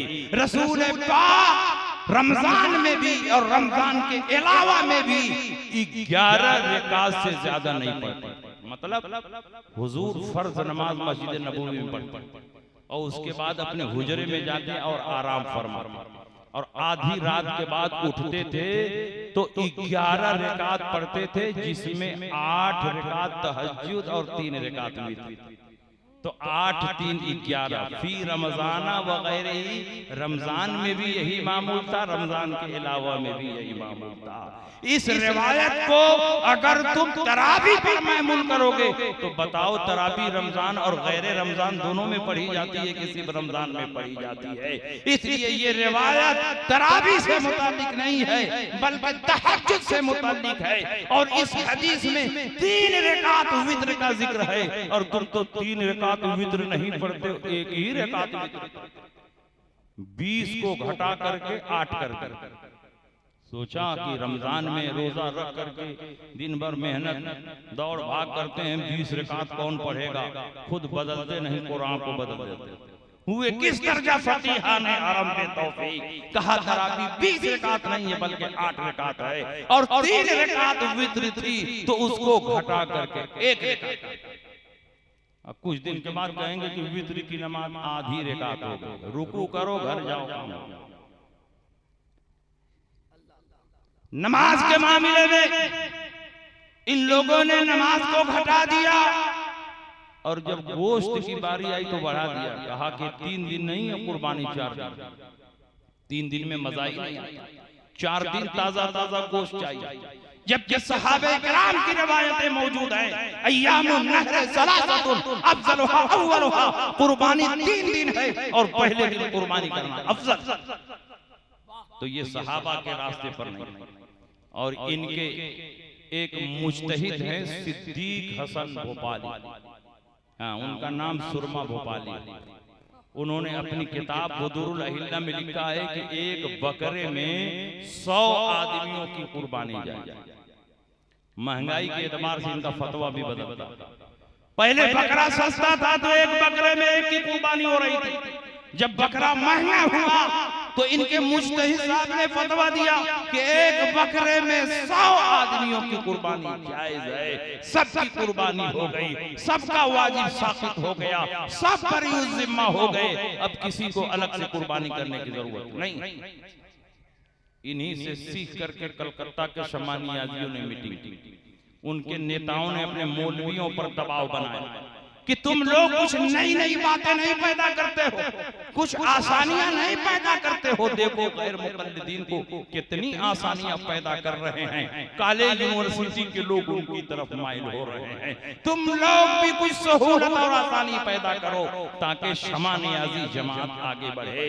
तो शमानियाजियों ने 3 दिन कलकत्ता की सरजमीन पर सेमिनार किया और उसके बाद फतवा जारी किया कि अगर एक बकरे में 100 आदमियों की कुर्बानी जायज है तो एक मुर्गे में 7 आदमियों की कुर्बानी है। तो बताइए ये जन्नती जमात है कि जहन्नमी जमात? इनका फतवा ही बता रहा है कि ये जहन्नमी है। इसलिए कि रसूल पाक ने इरशाद फरमाया सम्मिनु दहायाकुम फइन्नहा अला सिरात मतायाकुम, मोटे और फरबा जानवरों की कुर्बानी करो क्योंकि इसी कुर्बानी के जानवर पर बैठकर पुल सिरात पार करोगे।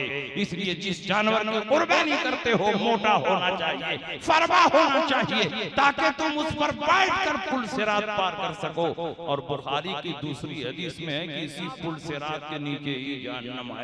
अब दोनों हदीस को जोड़ दो, जिस जानवर की कुर्बानी करते हो उसी पर बैठकर पुल सिरात पार करना है और पुल सिरात के नीचे ही जहन्नम है। तो जब एक बकरे पर 100 गैर मुक़ल्लिद सवार होंगे, एक मुर्गे पर 7 शमानियाजी सवार होंगे तो बकरा भी वहीं उलट जाएगा, मुर्गा भी वहीं उलट जाएगा।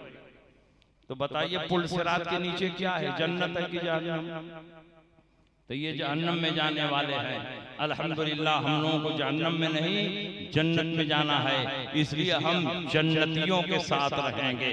जन्नती गौसे पाक हैं, जन्नती ख्वाजा अजमेरी हैं, जन्नती कुतुबुद्दीन बख्तियार काकी हैं, जन्नती बाबा फरीद हैं, जन्नती महबूब इलाही हैं, जन्नती जुन्नून मिस्री हैं, सिर्री सिख्ती हैं, बायजीद बुस्तामी हैं, जुनैद बगदादी हैं, ज़करिया मुल्तानी हैं, मखदूम माहिमी हैं, मखदूम कशौशवी हैं और मुजाहिद मिल्लत हैं और दौरे अखीर के सबसे बड़े इमाम, सबसे बड़े मुहक्किक आला हजरत इमाम अहमद रजा हैं। इसलिए हम इनके रास्ते पर चलेंगे क्योंकि इनका रास्ता जन्नत में ले जाने वाला रास्ता है, इनका रास्ता निजात का रास्ता है, इनका रास्ता हकीकत में सिराते मुस्तकीम। नारे तकबीर, नारे रिसालत, फैज़ाने आला हजरत उर्से मुबारक। इसलिए मेरे भाइयों, इन दोनों जमातों से होशियार रहो। ये दोनों जमातें सहाबा के रास्ते से हटी हुई और इनमें एक फर्क ये भी है कि देवबंदी इमाम आजम अबू हनीफा की तकलीद करते हैं, वो अपने आप को मुक़ल्लिद कहते हैं, हनफी कहते हैं, और गैर मुक़ल्लिद कहते हैं कि हम किसी इमाम की तकलीद नहीं करेंगे। ये छुट्टा सांड की तरह जिस खेत में चाहेंगे मुंह मार देंगे, ये किसी इमाम की तकलीद नहीं करेंगे। कहते हैं अल्लाह ने हमें दिमाग दिया है, अल्लाह ने हमें शऊर दिया है, इसलिए हम डायरेक्ट कुरान और हदीस से मसला निकालेंगे, किसी इमाम की तकलीद नहीं करेंगे, किसी इमाम की पैरवी नहीं करेंगे।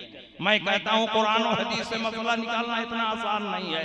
1,24,000 कमोबेश सहाबा थे, लेकिन 21 सहाबा ऐसे थे जो कुरान और हदीस से मसला निकाल पाते, बाकी सारे सहाबा उन्हीं से पूछ पूछ कर अमल करते थे। क्या सहाबा के पास इल्म नहीं था? क्या सहाबा के पास हदीसें नहीं थी? क्या सहाबा के पास कुरान नहीं था? कुरान उनकी मादरी जबान में उतर रहा था, दिन रात मिशकाते नबूवत से हदीसें सुन रहे थे, मगर उसके बावजूद भी कुरान और हदीस में छुपे हुए मसाइल को तलाश करना ये हर आदमी का काम नहीं, ये उसका काम है जिसको अल्लाह ने इज्तिहाद के दर्जे पर पाया। हर आदमी नहीं कुरान और हदीस से मसला निकाल पाएगा, और निकालने की कोशिश करेगा तो कदम कदम पर ठोकर खाएगा। इसीलिए ये ठोकर खा रहे हैं। इन्होंने कुरान और हदीस से मसला निकाला तो ऐसा ऐसा मसाला निकाला कि पूरे मसले को मसाला ही बना दिया। एक मसला निकाला कि सूअर का गोश्त हराम है मगर चर्बी हराम नहीं। पूछा गया दलील क्या है? कहा कुरान में अल्लाह फरमाता है हुर्रिमत अलैकुमुल मैततु वद्दमु वलहमुल खिंज़ीर, तुम्हारे लिए मुर्दार हराम किया गया, तुम्हारे लिए खून हराम किया गया, तुम्हारे लिए सूअर का गोश्त हराम किया गया। ये कहते हैं आयत करीमा में सूअर के गोश्त को हराम किया गया है, चर्बी का कहां जिक्र है? इसलिए गोश्त हराम रहेगा और चर्बी हलाल।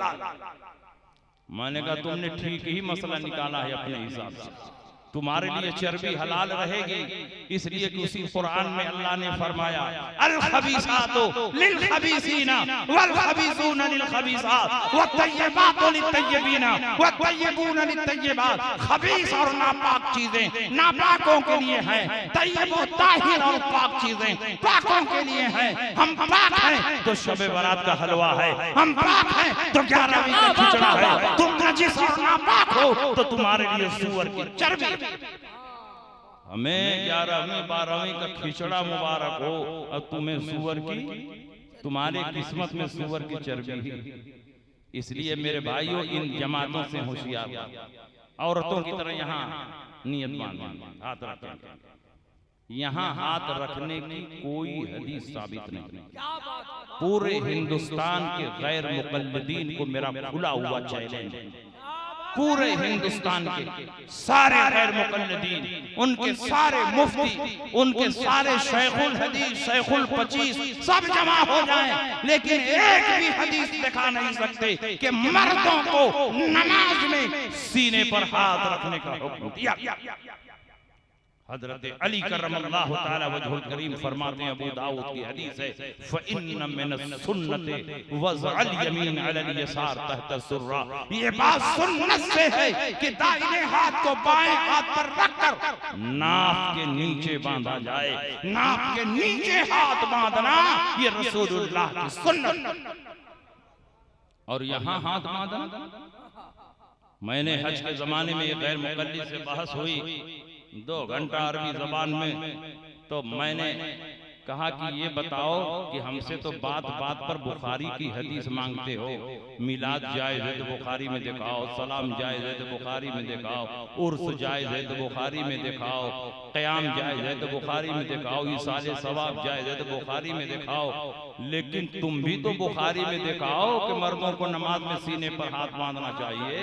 कहीं बुखारी शरीफ में ये हदीस है, और सिर्फ बुखारी में नहीं, मैं तुम्हारे लिए आसानी देता हूँ, बुखारी में दिखाओ, मुस्लिम में दिखाओ, अबू दाऊद में दिखाओ, नसाई में दिखाओ, इब्ने माजा में दिखाओ, तिरमिज़ी में दिखाओ, पूरी सिहाह सित्ता में एक भी हदीस अगर कोई गैर मुक़ल्लिद दिखा दे कि मर्दों को नमाज में सीने पर हाथ बांधना चाहिए तो 1 लाख रुपया इनाम देने के लिए तैयार। नारे तकबीर, नारे रिसालत, मुनाज़िर अहले सुन्नत, शम्सुल फुक़हा।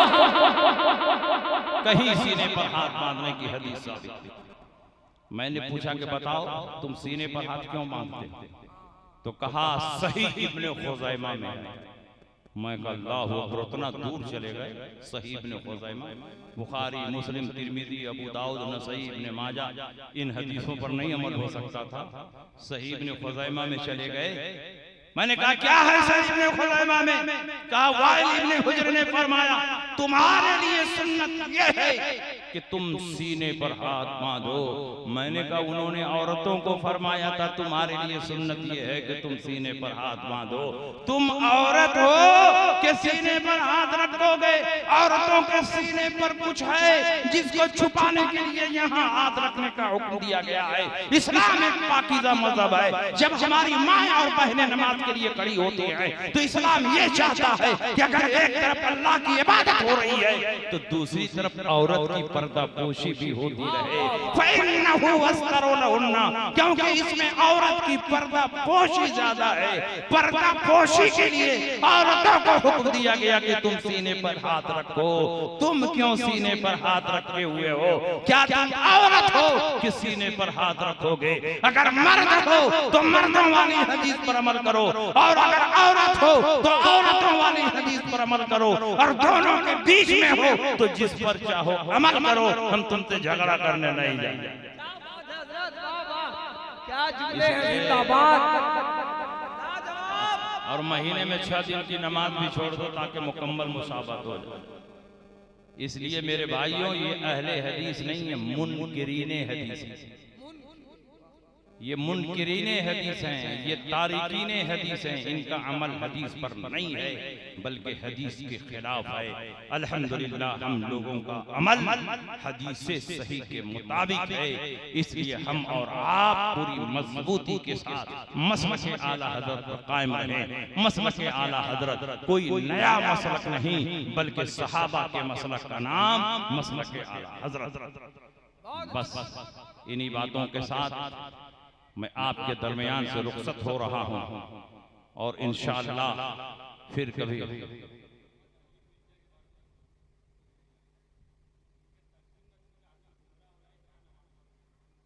तो वही तो बताया,